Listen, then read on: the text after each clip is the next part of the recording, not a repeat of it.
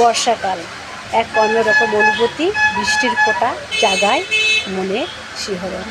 বসে থাকলে পাশে টানলে দেখতে বেশ ভালোই লাগে, বৃষ্টির ফোঁটা বিন্দু বিন্দু জড়ো হচ্ছে। কিংবা যখন যাচ্ছি তখন কাছের গাড়ি দিয়ে দেখতে বেশ ভালোই লাগে। যদি বাস্তব জীবনে সেই বৃষ্টির মধ্যে যেরকম বাইরে বেরিয়ে কাজ করতে হয়, তখনই সেই বৃষ্টিটা তখন মনে হয় খুব নিষ্ঠুর। কেন বৃষ্টি হচ্ছে তুমি? এখন তো বন্ধ করতেই পারতে, পরে বেরোবো, জামা কাপড় তো সব ভিজে যাবে, কীভাবে চলাফেরা করবো রাস্তাঘাটে, পায়ে কাদা লাগবে। এই তো, তাই না? আমরা যখন ঘরে শুয়ে থাকি তখন জানলা দিয়ে দেখতে থাকি বৃষ্টির ফোঁটা বিন্দু বিন্দু জল হচ্ছে রাস্তার ধারে, কিংবা জল জমেছে, ভালো লাগছে।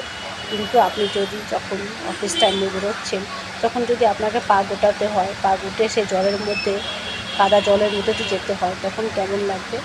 তখন খুব বিরক্তি লাগবে। তখন বর্ষাকাল ঠিক বিচ্ছিরি একটা কাল, কখন যে যাবে এই বৃষ্টিটা ভালো লাগছে না।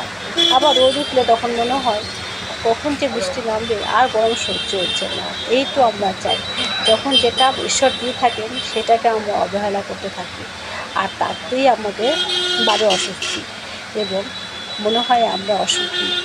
আমরা কখন এটা সময় পাচ্ছি না কেন?